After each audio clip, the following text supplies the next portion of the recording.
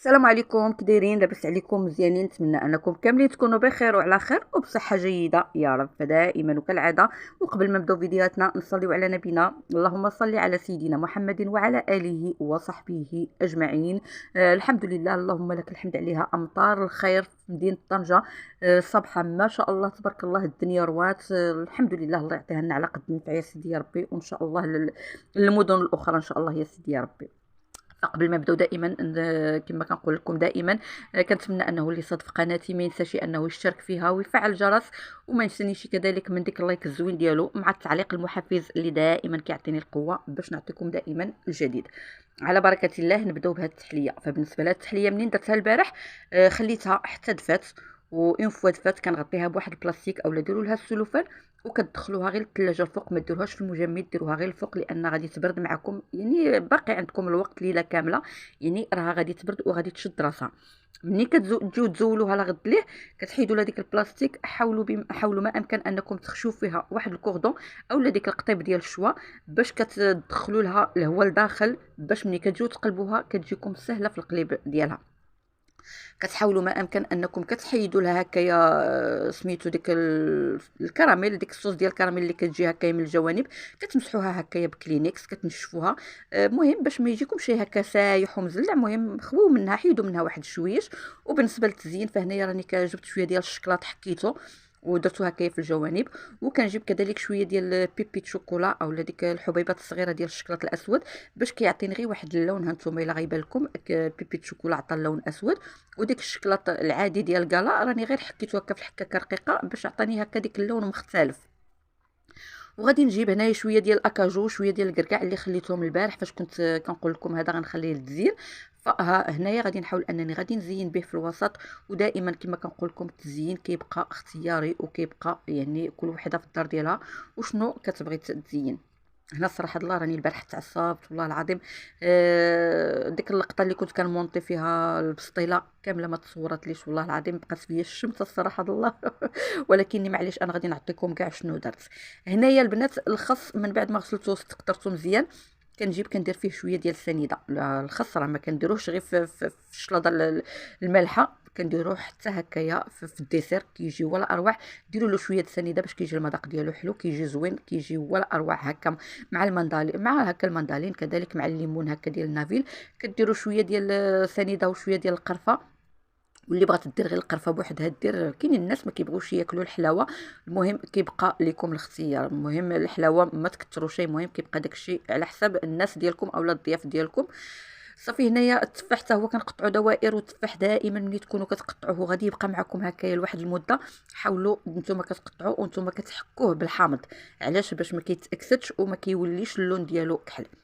وهنايا المندالين راني شديته وكنقطع نقسمو هكايا على 4، وخليت هكايا واحد الحبيبات درتهم هكايا في القنوت باش جاو عاطيني المنظر. وكذلك ما ننساش بان حتى الكيوي راني قطعته هيدا مشنف، ودرتو هكايا حتى هو في الجوانب كيجي كيعطي واحد المنظر رائع. وبالنسبه للبنان اولا الموز فراني قطعته هكايا حتى هو هكايا طويول ميل، وكندورو على ديك الفلان اولا ديك الديسير اللي دايره في الوسط، وكندير فوق منه بيبي شوكولا.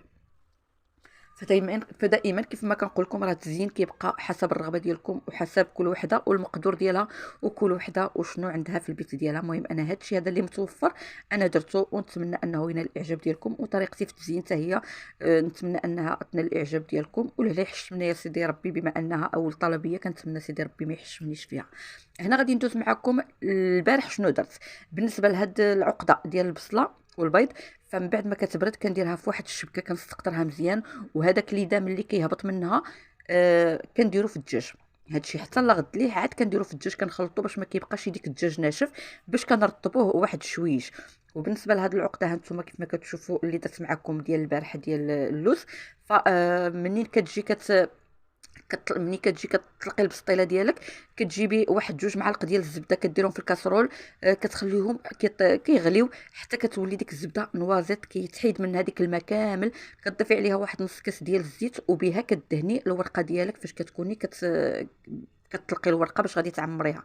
بالنسبه للطبقات كديري الطبقه الاولى ديال العقده ديال البيض، والطبقه الثانيه كديريها ديال الدجاج، والطبقه الثالثه كديريها ديال اللوز اللي درت معكم البارح بالفواكه هكا الفواكه الجافه. من بعد ما كتسالي كتجمعيها كتمونطيها. فبالنسبه لهاد الوريقات والله زعما تمنيت انكم تشوفوا الطريقه كيفاش درتهم، هادو اللي كيجيو هكا موردين من الفوق، ولكني للاسف والله العظيم عرفتي تعصبت الصراحه الله، ولكن الخير فيما اختاره الله. هنايا مباشره يعني ملي كتدخليها الفران كتخليها كطيب من تحت، هي اصلا راه دغيا كتحمر. مني كتشوفيها تحمرات لك كتحاولي تطفي على النار وكتخليها في الفران باش كتاخذ لك التحميره من الجوانب كامله، باش ما كتبقالكش واحد الجهه بيضاء واحد الجهه حمراء. خليها تتبرد لك، ماشي تبرد بزاف وانما غير تاخذ ديك الحميره في هكا في الفران. مباشره من بعد ما كتخرجيها وهي سخونه كدهنيها بالعسل باش كتعطيها ديك البريونس، كتعطيها ديك كتجي هكا كتلمع. وكداك الساعه كتبقاي كتزينيها. بالنسبه للتزيين هنايا فهنا ديك المشماش اللي خليت البارح كنجيبو، وبالنسبه حتى للكركاع راه ديك الكركاع ما جايش صاين، جاي مهرس على جوج. شديت بين ديك النص والنص، درت ديك العنب المجفف ديك الاسود باش جا عطي واحد المنظر هكايا مزيون. المهم جوج درت لهم العنب المجفف، وجوج اخرين درت لهم غير ديك الكركاعات صاينين صافي. وهنايا شنو غادي ندير عاوتاني هنايا معكم باش خصني نمشي معكم بالتفاصيل. هنا غادي نجيب الزبيب داكشي اللي بقى لي غادي نديرو في الوسط صافي. وبالنسبه انا خليت شويه ديال العقده ديال هكا ديال ديك الفواكه الجافه، خليت شويه ديال العقده درت بها الصغار البنات وقليتهم في الزيت ودرت لهم العسل ودرتهم في اللوز افيلي يعني كونكاسي هرمشتو مزيان. هنايا كنحاول كنجيب واحد هكا ديك القطيبات اللي كيكونوا مزيونين، ديك الكوردون اللي كيكونوا هكا زوينين، وكنخشيهم في الجوانب. فدائما كيف ما كنقول لكم بالنسبه للتزيين كيبقى اختياري صافي. هنا غادي نخشيهم هكايا في الجوانب كيف ما كتشوفوا، وغادي ندير حتى في الوسط. بالنسبه للبنات واحد الحاجه ما قلتها لكم شي البارح. ملي كنت كندير ملي كنت كنشرمل الدجاج راني ما درتش الملحه، لان علاش الدجاج مغسول في الملحه والاسمن فيه الملحه، داكشي علاش ما درتش انا الملحه وخليت حتى قرب يطيب الدجاج حتى جبرت الدجاج بانه طاب. دقت المريقه ديالي لقيتها مسوسه وكنضيف ديك الساعه شويه الملحه، وإلا لقيتوها نتوما مالحه ما تزيدوش الملحه صافي. لان معروفين كنغسلوا هكايا الملحه كنغسلوا الدجاج بالملحه، دونك من الاحسن ما ديروش الملحه حتى تذوقوا.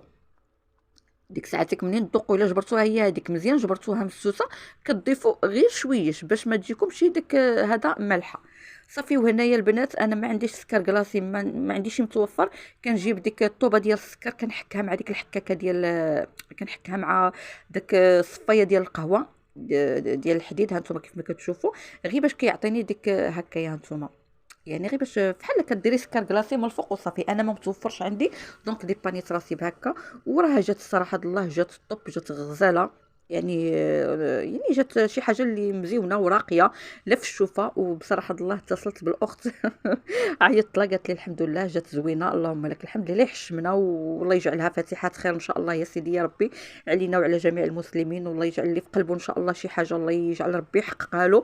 وهذا هو الفيديو ديالي، كنتمنى منكم التشجيع وكنتمنى دائما منكم الدعم. الله يخطيكم عليا، وكنعتذر من الاخوات والاخوان اللي ما دخلتش عندهم في الوقت، والله العظيم غير اللي ضغط الوقت هو اللي ما خلانيش انني ندخل عندكم في الوقت، ولكني كنوعدكم انني غندخل عندكم كاملين واحد بواحد صافي. وهذا هو الديسير ديالنا. وهنايا كنبغي نقول لكم شكرا لكم مع السلامه، وما تنساوليش ديك اللايك الزوين ديالكم كذلك مع التعليق المحفز، ونخليكم في راحه الله. الله يجعل ربي يسهل اموركم، والله يجعل ربي دائما يحقق مبتغاكم في الدنيا وفي الاخره يا رب العالمين. وهنايا كنخليكم كنقول لكم مع السلامه الى فيديو قادم باذن الله. تهلاو لي في راسكم، الله يعاونكم.